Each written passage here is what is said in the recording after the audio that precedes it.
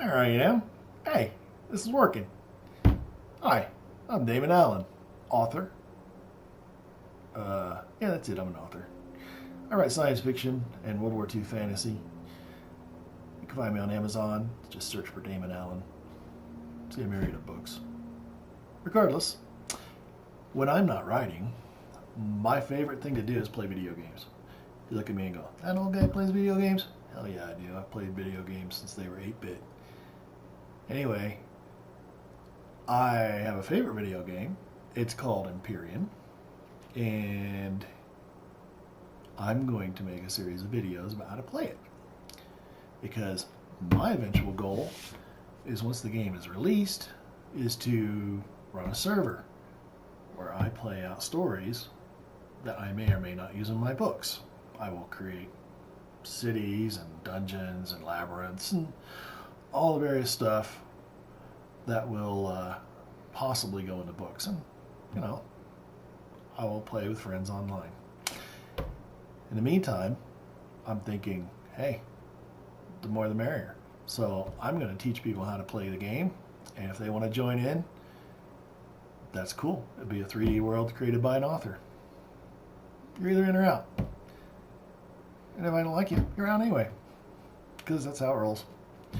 Anyway, this is Empyrion.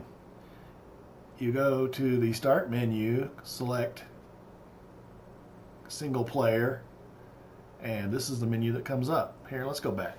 Let's do it from the start. Back, start game, single player. This is the menu that comes up. Freedom, no fun, no challenge. Creative, that's cool because, you know, if you're going to build your own server, you're going to need creative mode to do it. Scenario, I've never played a scenario, but there are scenarios that you can play, and that's much what I have in mind to do. So we're going to play survival, however. So let's click it. All right, now I already have a seed. I played it at some point in the past and thought this would be a great demo. 975. You can have this seed if you like it. 283. Set. So now, when I click this, the world name is going to be Nakuna. Success. All right, so we got an arid planet. Easy difficulty. That's because it's starter world. They're not all easy. Temperatures in Fahrenheit, because I'm an American, 42.8 Fahrenheit to 248 Fahrenheit. That's a hot planet. 248, you'll be cooked. No time at all. But we have a spacesuit for that. Radiation 2.4, and that's measured in R, a unit called R, which I assume is rads, but it could be rems. I don't know. See, I'm not an expert on radiation, but what I know is you start with a light spacesuit that protects you up to 4. So 2.4 is below that. That's all good until you find yourself in a radiation storm, and those happen on this planet. Oxygen's 18.57, which seems like it'd be breathable, right? No. I guess there must be like chlorine or something in the atmosphere that the native life is good with, but we're not as humans. Resources are iron, copper, silicon, and promethium. That's all you need to start out. You can make most things in the game with those right there. Iron, well, that's pretty straightforward. Copper, silicon, used in electronics and cables and optical fibers, stuff like that, or in glass plates for windows. Promethium, that's the fuel source in this game. It's an ore that is refined into pellets and then refined into fuel packs, or for power packs for tools, either the drill or the multi-tool, which does many things, hence the name multi-tool, right? And then meteorites, random. On some planets, if the resources are used by all the players, meteorites will refill it. On this planet, that's not the case. And maybe because it's single player, I don't know. I'm sure as a server operator you can set that up how you like, and I will. You bet. I'll set it up how I like. We do not want difficulty settings on medium. We're going to go to difficulty settings and change it to hard, but I'm going to discuss each one and what they are. Start equipment is irrelevant because in no time at all you're making your own equipment. Player progression slow. I find the climb to 25th level to be better than actually being 25th level because the game lacks high-end content. It isn't an alpha. It's been in early release on Steam for 4 years, and it's gotten better and better. It's a good game now. I suspect since it's not released, they're going to make it even better. And we're playing Alpha 11. Alpha 12 comes out sometime this month. And just from the screenshots and such that I've seen, it looks like it's going to be fantastic. Just the kind of stuff I'm looking for as a creator of written content to be able to create a server that you will find entertaining. So we're going to leave progression to slow. The options are fast, normal, and slow. There's just no sense bothering changing that because we want the most fun possible. Degradation speed, that's how fast your equipment falls apart. On fast, a gun can fall apart in a day, which makes no sense to me whatsoever. So we're going to change it to normal. At that rate, it's reasonable. You know, you use your equipment a lot and you don't have time to clean it. It's going to fall apart. Food consumption fast.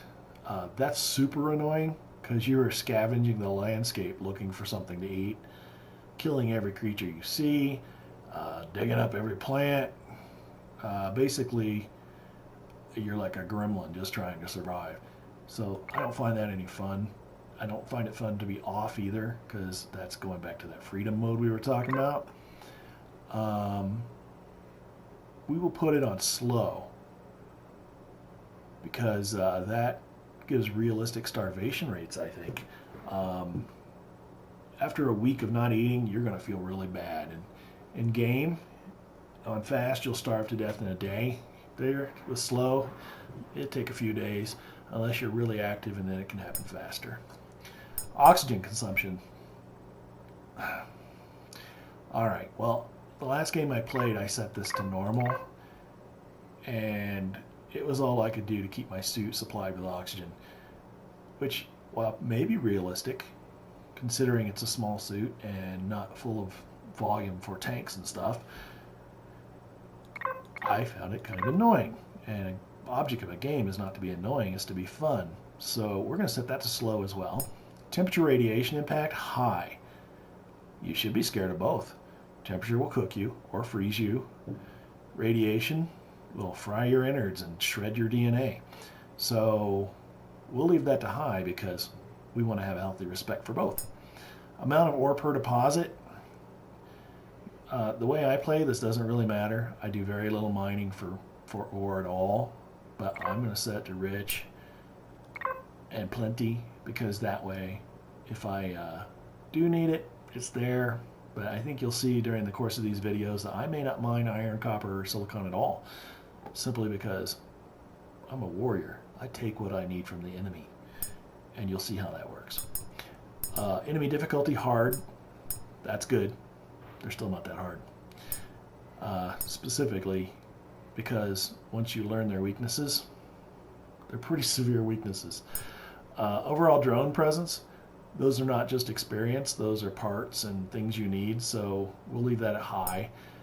Drone base attack, you'll see the way I play that the drones will never attack your base, so it doesn't matter what we set this at, but if we were to decide to build a base, we will set it to low for that reason, because I probably will do a demonstration on building a base, and I want to be able to do it without them attacking and blowing it up every 5 minutes. And I want to show you the proper way to set up a base. So I'm going to show you how to avoid building a base altogether.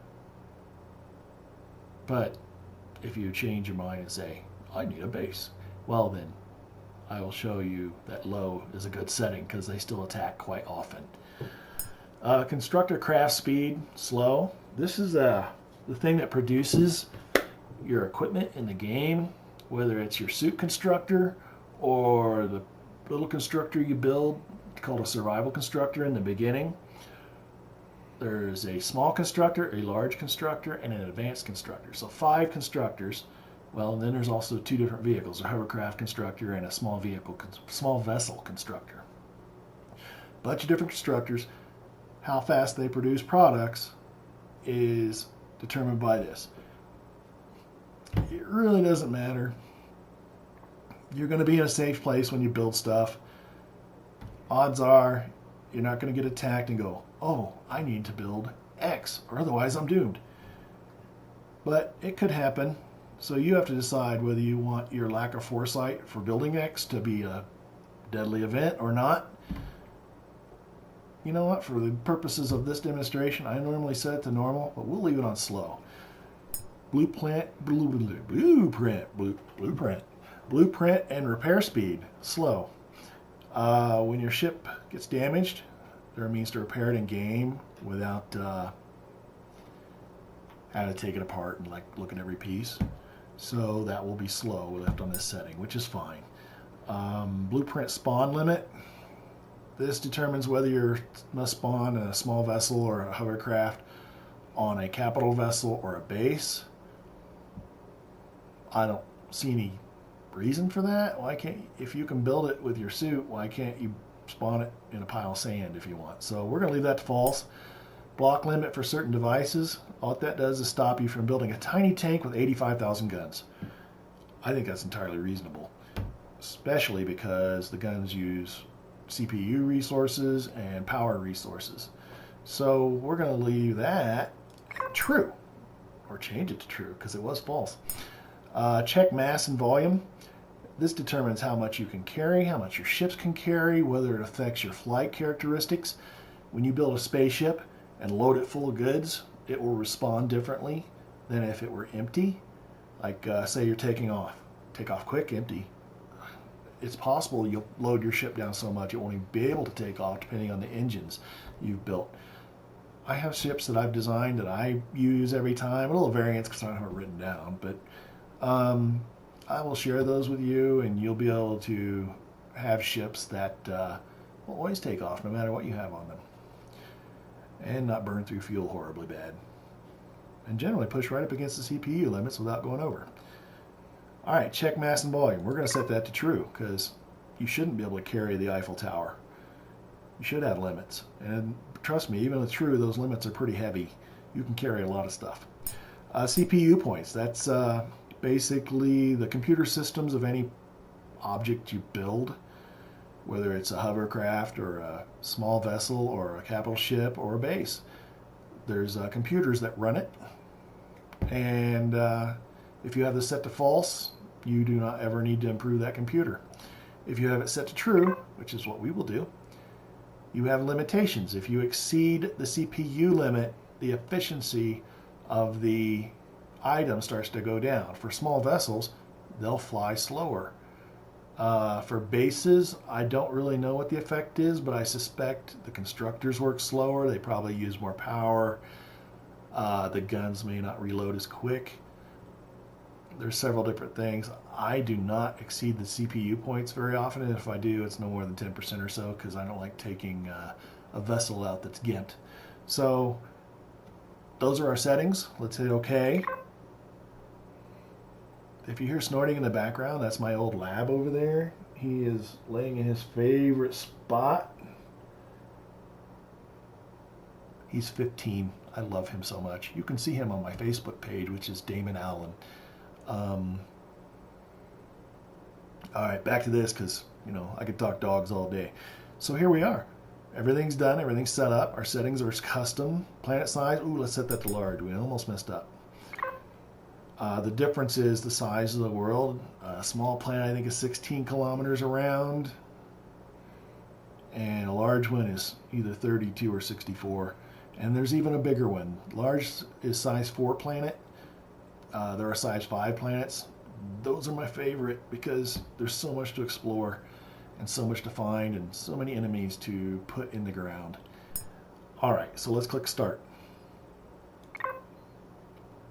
You'll see this screen, and it wants you to use your asteroid or turret drill for asteroid mining. I've never done that. I've never had to. In single player, resources are so common that you either take them from the enemy or you're carrying them with you on your capital ship. Okay, it's loading structures. Before you venture outside, make sure the coast is clear.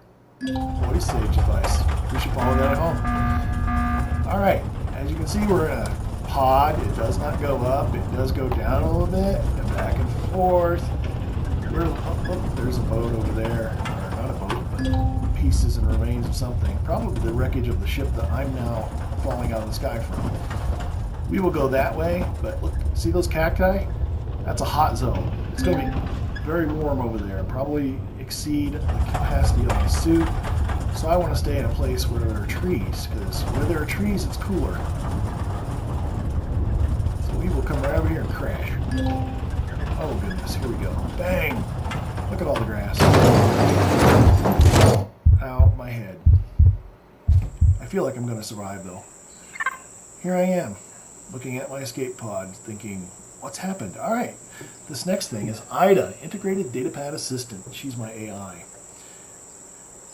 Uh-oh, there's been a malfunction in my vessel's engine systems, resulting in its destruction. I have successfully abandoned ship and crash landed on the planet in my escape pod. My vitals are stable. However, due to my low health and food levels, the emergency Robinson protocol has been activated. Do I want to follow it? You bet I do. Here's the reason why. You get items, and you get free experience points, and you get free action points, or I think they're called action points, that you can use to unlock blueprints. This game in levels, you don't gain hit points, you don't gain abilities, but you do gain access to blueprints that allow you to produce more things that do give you more resistance to damage, more ability to do damage, the ability to build a better base, a better small vessel, better hovercraft, better guns. We like guns. Alright, so let's do that. Let's go! Here we go. If I want to enter my escape pod, I hit F. You can't really enter it. You sleep at night. It's not night. It'll tell you. You can only sleep at night. Alright, a wise choice, Commander. Check your PDA. Press F1. Let's press F1. We get this right here. And we click on this. Minimum malfunction of vessels engine systems resulting in this destruction. You successfully abandoned ship and have crash landed on the planet in your escape pod. Your vitals are stable. Let's just tell me the same thing. Do I want to follow it? Let's click on PDA and log file. Open PDA. I already did. Now it wants me to read the log. PDA log up here on the right. Even though a secret, I don't normally do these anymore because I want to do what I want. But I'm going to do them for you because I want you to see them. Okay. I should exit the window when I'm done. Did I get credit for it? I don't know. I think I did. There we go. Now it wants me to check my inventory. Tab. Tab is inventory. See all those nice things? Aren't they nice? Let's see. It wants me to eat. Energy bars. Those are good. See the perish time on there? That's how long before it turns into mush. Energy bars have a nice long perish time, so they're an important source of food for you that you can carry around without refrigeration. Refrigeration stops the perish time counter. Alright, so we're going to hit shift and then the right mouse button. Oh, and look at my food went up to 223. Lower left corner. Now your vital stats are right there. My health is 150 out of 500, but I'm going to click this health pack, and I'm going to make a noise like I just discovered chocolate. And suddenly, look at my health bar climb. What was that? 250? 150. So I should be at close to 400. I think I might have got ripped off 25 points. Anyway, the other bars down there are oxygen and stamina. When you run, stamina goes down, and you eat food, or you burn through food faster. And you also burn through your O2 faster. As your stamina is recovering, you're eating up the O2 and food. Alright, so here we have, I think it wants me to move this, I was talking. Yes, with the survival tool in your hand, you can freely start to explore my surroundings. If you don't have a survival tool in hand, apparently you can't freely explore your surroundings. So do that. Uh-oh, now it wants a water and O2 condenser. Now, remember when we started with hard equipment? We don't have that. But what we do have is a survival constructor built into our suit. And if you see right there, water O2 condenser. It's red, meaning that we can build it, but we don't have the materials. Look down at the bottom under crafting. We need 1 iron ore and 3 copper ore to build it. Now you see next to it, blue, that's the portable constructor. Blue means I have high enough level, but I haven't unlocked it in the tech tree. Gray, portable heater cooler, that means I'm not high enough level to unlock that in the tech tree yet. All 3 of those things are very important to our early survival. We're going to want to get them. So, let's go see if we can find 1 iron ore and 3 copper ore. First, let's look in there, and there is a water. We will take it. Oh, look, copper right here. We want to bring up our survival tool by hitting 1. It takes 5 strikes to unlock it. We got 1 copper ore and 1 copper ore. We're still 1 short. What do we got out here? Oh, there's some iron. Iron's bluish, copper's green and kind of metallic red looking. Notice the temperature rise as we come out beyond the grass. 113 is the limit this suit can handle. Oh, we got all the iron ore we need now. Now we just got to find more copper. All the plants in this world are, well, not all of them, but most of them are harvestable. If they stand out like this one does, you could probably take it. Not only that, you get a bit of experience. Normally it's 100. On the slow advancement, it's 51. And we also get a vegetable. As you can see, it's now in our inventory. That is useful for food. You're going to want to eat. The tutorial goes out of sync, really. It's, from earlier. They haven't updated it. So you're going to do things before you're necessarily going to use them in the tutorial. Just because you need items and you need to advance in level. Look, we're level 2 already. Believe me, they come fast early and then not so fast later. I saw something out here that we need. Look at the temperature over there on the right underneath the compass rose. It's up to 125. No matter what mineral you find on the ground in the form of a rock, it takes 5 strokes of the survival tool. Now once you get the regular drill, it takes 2. Because it's more efficient. And it's best that you collect everything you see that you can that doesn't put you at risk. Notice my stamina going down.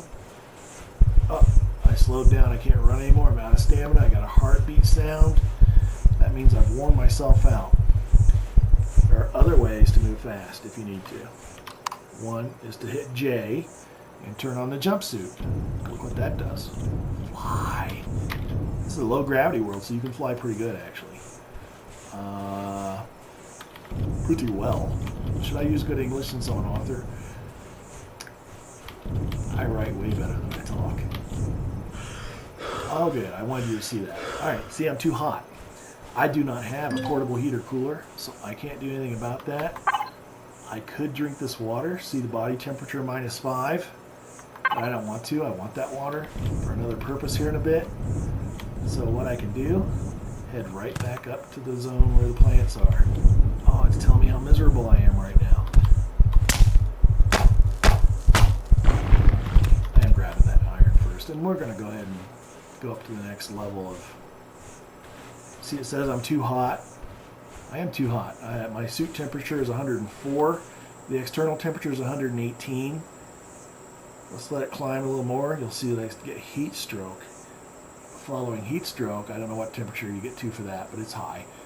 You get heat exhaustion, and you start dying. So there are many things in the game that are dangerous, and it's the same there in the radiation underneath the heat. If you look up there, you'll see 2.4 rims. That does not exceed the suit's capacity, so the radiation symbol is not lit. If it goes above 4, that will turn red just like the heat indicator does. And you'll start taking damage slowly. The counter above the 2.4 on the right, next to the gray radiation symbol, will start to rise. You'll start getting radiation burns, radiation sickness. I honestly have avoided that so far, so I don't know what all the results are. But we're going to stay out here long enough to get heat stroke. Salvation is right there. Oh, don't go down. We don't want temperature to go down. We want a heat stroke. You don't hear that every day. All right. Okay, 116 right there. We're at 111 degrees inside the suit. It says we're too hot still. I do not remember what temperature we get heat stroke at, but hopefully it's soon, because I'd like to move on. The day is burning. Let's see, what else? See the compass rose up there? The little green thing in the center? That's me. It's an arrow pointing which direction I'm pointing. If you look on the main screen, you see a escape pod up there. It's also displayed on the compass rose. There's that copper deposit. Oh, I just got heat stroke at 113 degrees. Let's get out of the sun. Here we go. Now, once you get out of the damaging heat, you'll recover almost immediately. Your suit's really good. So anyway, that's that copper right there on the compass rose, and that small wreckage is a little white teardrop thing, inverted teardrop thing, and that is a point of interest, or POI. Plant. All right, what do we want to do? Actually, we'd like to go look at that small wreckage. Some more small wreckage around? There's some out there. And we still need copper because we need to make that, and we could mine that. That copper that we just passed or is under us, I don't know. There it is. Maybe I should, just to show you what mining looks like. You can actually go down into the ground. It's the only time we're going to mine this whole game. Except for Prometheus. You gotta have Prometheus. But copper and all this stuff, we can get this from other sources. And it's more fun, because you're killing bad guys. Bad guys who have it coming. Alright, we're underground, it's getting dark. Hit L, that turns on your suit light. So, this is copper underground. See, it looks exactly like the stones.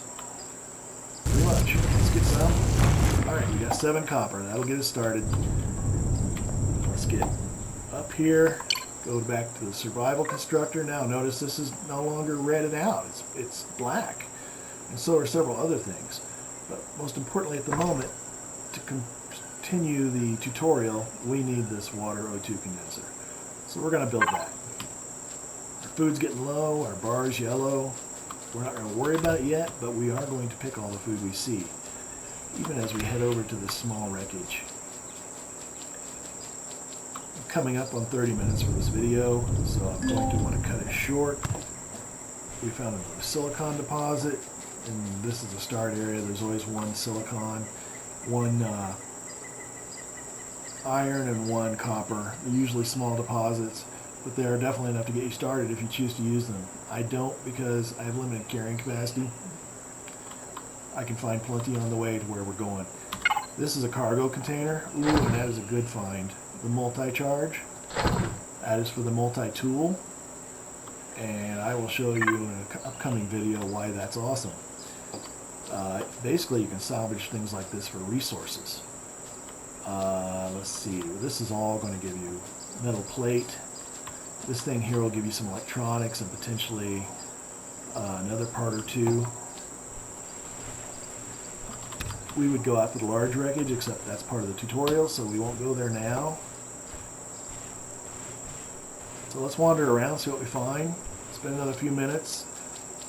This is a tree, obviously. You knew that, right? Go to defense mode. Whack on that tree. You'll get logs. That will help you make fiber, which is critical for biofuel. You're going to need biofuel. That's how you get more oxygen and more water. Alright, this tool is the only one that collects the logs and puts it in your inventory. See? 5 wood logs. All the other ones, drop them on the ground, whether it's a chainsaw or my favorite is the shotgun. I shoot the tree until it falls apart and I pick up the pieces. I think that will do it for the start here. We're level 2. If you go to stats, you can see where you are. We're just into level 2. Level 3 has many things I want to do, so let's go ahead and wrap this up. We've created a character. We're traveling on the world. We're in first person. I prefer first person for character mode. In a vehicle, third person, because you can see more around you, much like you would be able to in a cockpit, just swiveling your head. So let's save it here, wrap up this video, and I will immediately get into the next one and upload them so that you're not only seeing one. That's it. Thank you for watching, and hopefully you'll join me on Empyrion and read my books, because, you know, I like writing them and I like when people read them, and a lot of people do. So maybe you should be one. World War II fantasy. That's the big seller. All right, we're out. Peace.